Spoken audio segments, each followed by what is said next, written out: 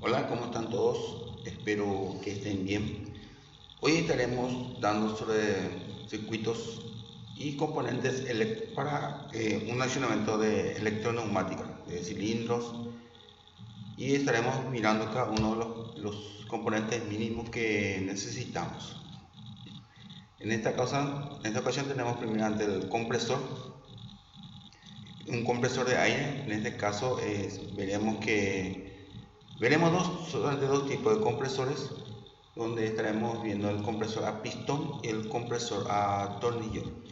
Y ¿cuál es la diferencia entre uno y otro? Entonces, vemos que el compresor a pistón, vemos que su accionamiento, el funcionamiento es succionar el aire del ambiente y guardar a un reservorio, en este caso el tanque del compresor, a través del brazo biela, que es con el formato vaivén. Entonces van a ir trabajando.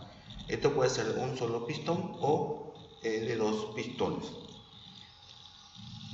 También encuentra con un presostato o un sistema de abrir o cerrar un circuito a través de la presión neumática, o sea, a través de la presión del aire. Entonces tiende a cortar o a activar el motor para que pueda funcionar, y en caso de funcionamiento para que pueda ir cargando el aire al tanque. En caso de que pare, entonces para que deje de funcionar. Entonces el trabajo que tenemos en el caso de los compresores a pistón. Luego tener el compresor a tornillo, van a ver que tiene el tornillo macho y hembra, donde van a ver que es el mismo formato del anterior, donde su finalidad es succionar el aire del ambiente para enviar a un reservorio. Entonces van a ver acá con el diseño el formato como va teniendo. ¿Cuál es la diferencia en uno y otro? El compresor a pistón, su rendimiento es mayor durabilidad. También proporciona un aire más limpio. En cambio, el compresor a pistón en el tanque genera humedad. El aire puede estar sucio. Entonces, esa es una diferencia con el compresor a pistón. El aire es más seco. Pero ¿cómo podemos solucionar esos inconvenientes utilizando uno u otro? Entonces tenemos a la salida del compresor, utilizaremos una unidad de mantenimiento. Esta unidad de mantenimiento consta de un regulador de presión y el lubricador. El filtro su funcionamiento es filtrar las impurezas que salen del compresor. Entonces todo esto tiene adentro una tipo esponja, lo que hace retiene la humedad para que el aire sea lo más limpio posible. Entonces toda esa humedad. Ahora, esto que son es para el desagote de los líquidos que se van acumulando, que fueron extraídos del compresor. El regulador de presión, como su nombre dice, regular la presión del aire para el accionamiento en caso de la parte neumática, lo que va a ir tanto a las válvulas o a los cilindros. Las válvulas del cilindro tienen una cierta presión de aire donde soporta, que normalmente está dado en bar. Entonces, a través del manómetro nosotros podemos ver la presión que va a ir a la salida. El lubricador, que tienen gotas de aceite, su función es lubricar los accionamientos en la parte neumática para el avance o el retroceso de un cilindro, donde le da una pequeña llovizna de aceite para que esté siempre lubricado y se deslice con facilidad. En caso que no tuviese eso, estaría trabajando en seco, y al trabajar en seco produce rozamiento y calentamiento, y también el rendimiento tiende a disminuir. Lo que nosotros estamos explicando son, para que no sea muy largo, en forma resumida cada uno de ellos. Por supuesto, les recomiendo siempre investigar más sobre cada uno de ellos porque el trabajo es muy importante y deberemos de conocer bien cada uno de ellos. Acá tenemos un ejemplo de un control de un sistema neumático con una válvula de 3-2 vías, donde en este caso utilizamos un cilindro de simple efecto. Cuando tienen la presión del aire, van a ver que rompe la fuerza del muelle. Esto se llama muelle, el que muchos le llaman un resorte. Entonces neumáticas son muelles.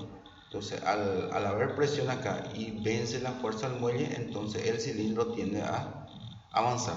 Al no tener más aire, entonces a través de la fuerza del muelle tiende a retroceder. Y van a ver que en un punto es la entrada de presión del aire y el otro sería su escape.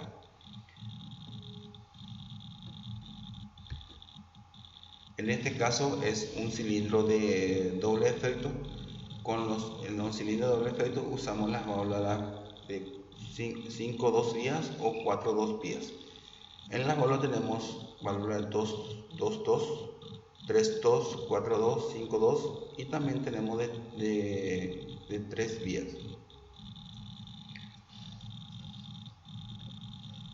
Entonces acá tenemos en este caso, vemos la entrada del aire y el punto 3 sería el punto de escape en el caso de 4-2. En el caso de 5-2 significa que el 1 es la entrada de presión y el 3 y el 5 sería el escape. En este caso tiene doble escape. Un escape es cuando avanza el cilindro y el otro escape del retroceso. En cambio el 4-2 tiene un solo escape que sirve para ambos. Ahora, ¿por qué 5-2? Porque tiene 5 agujeros y 2 posiciones. Esa es la función. En este caso 4-2 tiene 4 agujeros y 2 posiciones. En este caso el aire no tiene muelle, es la cámara donde se llena de aire tanto para el avance y el otro para el retroceso. Entonces a través del aire deberá de avanzar o de retroceder. Esa es la diferencia uno y otro. Esta parte, el que va saliendo, se llama vástago y la longitud se le llama carrera. Entonces la carrera que sale el vástago. Esto tiene una longitud que en el caso de un trabajo real debemos saber qué carrera debe tener. La parte del diámetro mayor, a eso se le llama émbolo. Entonces el émbolo del cilindro y el más fino sería el vástago.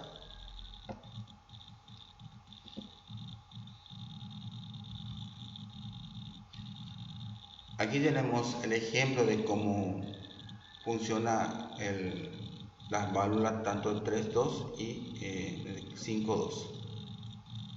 Entonces con la presión del aire ello va cambiando. Este cambio se puede hacer a través de un botón neumático o también puede ser a través de relé, en este caso la electroválvula. La electroválvula puede tener con relé y accionamiento pilotada, que aparte del accionamiento del relé también necesita la presión del aire. Y va mostrando el comportamiento de cómo va dirigiéndose estos contactos. Les comento también que hay simuladores, hay empresas que ponen en su página los simuladores para que puedan practicar los circuitos, cómo realizar circuitos neumáticos o electroneumáticos. Acá tenemos un ejemplo para calcular sobre un componente neumático. En este caso dice un cilindro de simple efecto es alimentado por aire comprimido a una presión de 8 bar. El muelle ejerce una fuerza de 50 N. El diámetro del émbolo es de 30 milímetros. y realiza una carrera de 50 milímetros. En el desarrollo de su actividad repite 8 ciclos cada minuto y representa un rendimiento de 85%. En este caso indica el rendimiento. En caso, cuando si no habla de rendimiento, en el caso de que un problema esté sin rendimiento, entonces quiere decir que en ese caso vamos a obviar y tomamos como 100%. Dice calcular la fuerza que ejerce el cilindro, el consumo de aire en condiciones normales y la potencia que desarrolla el cilindro al realizar la maniobra. Entonces, primeramente tenemos la fuerza. La fuerza es presión por la sección del émbolo menos la fuerza del muelle. Entonces, la sección se mide en centímetros cuadrados, milímetros cuadrados o en metros cuadrados. En este caso nosotros tenemos el diámetro. El diámetro es 30 milímetros y esto debemos pasar en metros cuadrados. Entonces, primeramente es la sección, ¿a qué es igual?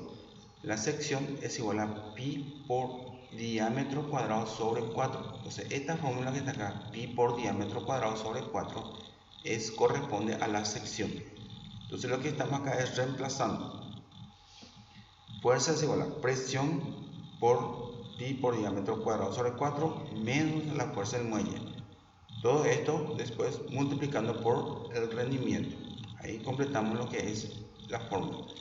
En el caso de arriba es también presión por sección del émbolo menos la fuerza del muelle. Esto, para saber la fuerza real, debemos de multiplicar el resultado por el rendimiento. Entonces tenemos, reemplazando, tenemos 8 bar. Este 8 bar que debe estar en newton sobre metro cuadrado, entonces multiplicamos por un factor de 10 a la quinta. Entonces el 8 le agregamos 10 a la quinta y se convierte en newton sobre metro cuadrado. Entonces presión es 8 por 10 a la quinta newton sobre metro cuadrado. Entonces no se olviden, cuando el valor no da en bar, le agregamos 10 a la quinta. Por pi, el diámetro es 30 milímetros. Esto debemos de pasar a metro, entonces sería dividido 1000. Entonces 30 dividido 1000 sería 0,03 y sería como es diámetro cuadrado, entonces es metro cuadrado.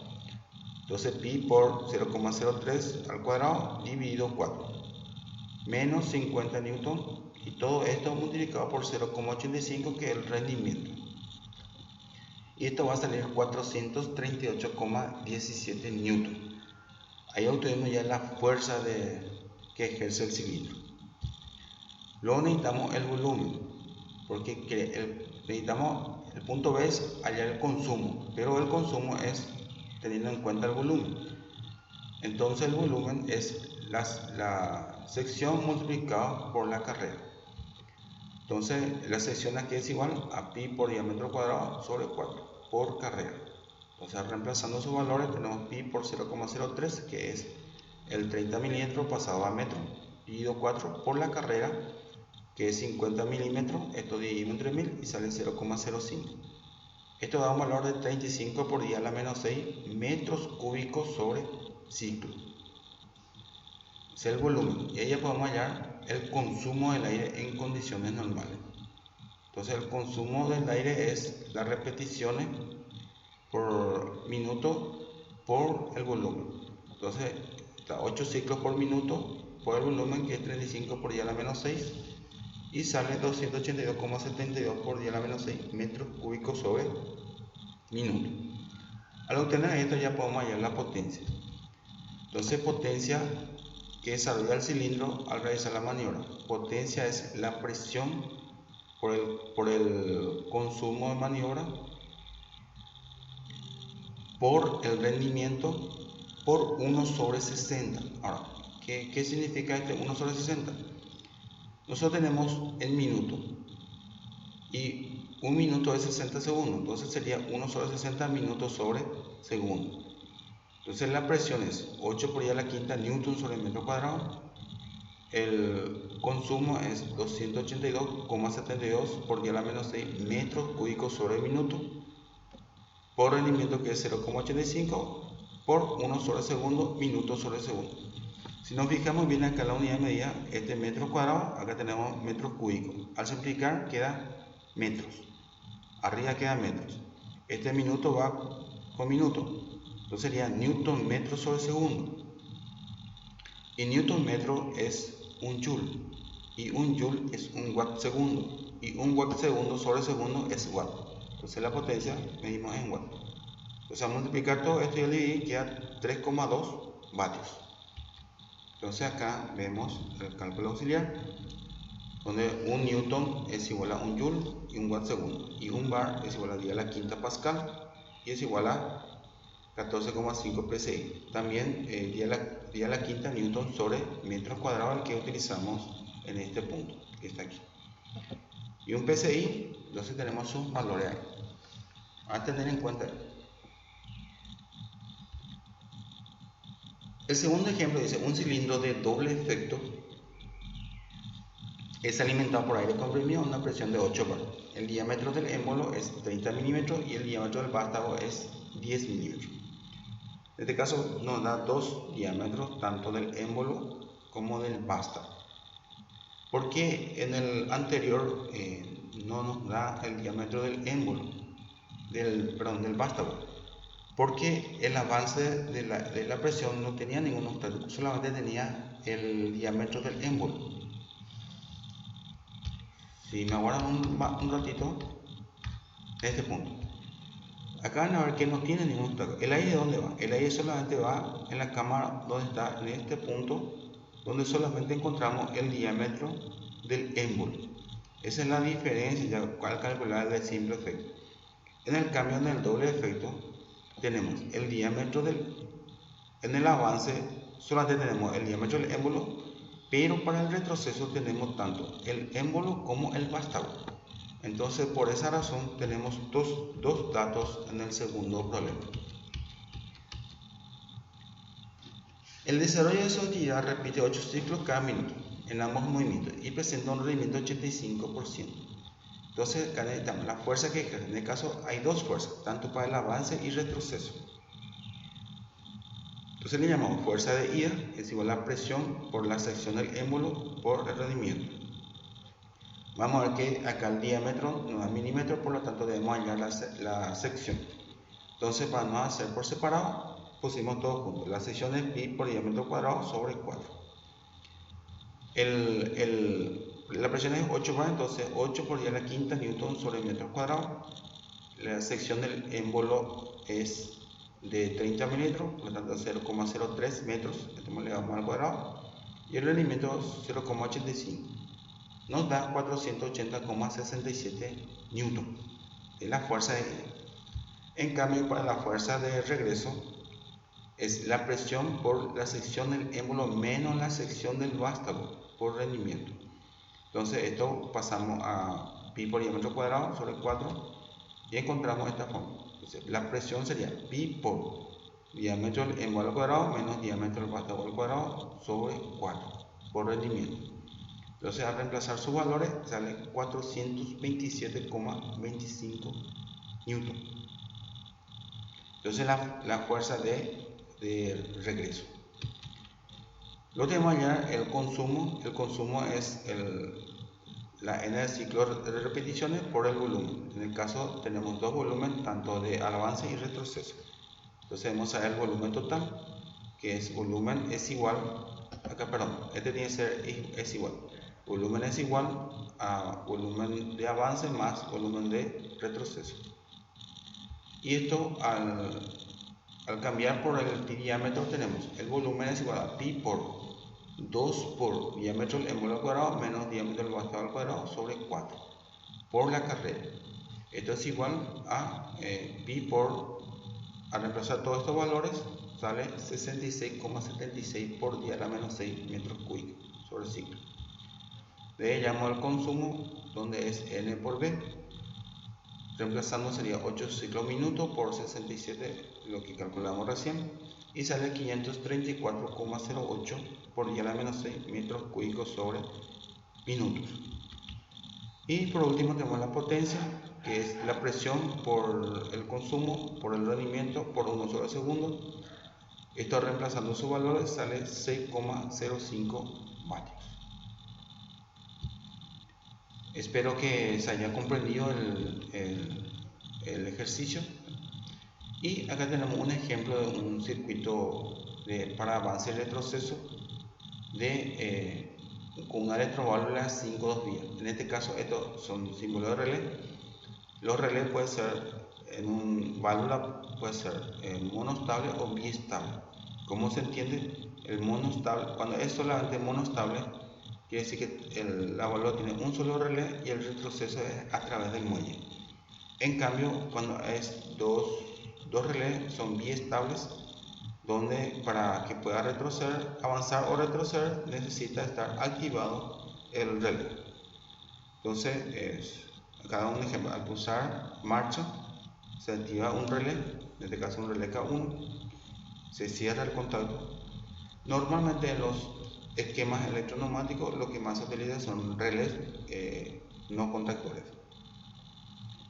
Entonces acá se acciona el relé, se queda en autorretención. Al cerrar el contacto del relé, se acciona la válvula A más en este punto. Al accionarse esto, entonces cambia de posición y el cilindro tiende a avanzar. Al avanzar, al llegar al punto final, acá van a mostrar, dice A1, este es un sensor. Entonces activa este sensor. Lo que hace el sensor es desactiva este contacto, este es el símbolo del sensor, queda abierto. Al quedar abierto, desactiva el relé, esto ocasionando que esto vuelva a su estado de reposo. Esto queda otra vez abierto y a través del contacto cerrado es accionado el otro relé, que es A- para que el cilindro tenga a retroceder. Este es un ejemplo de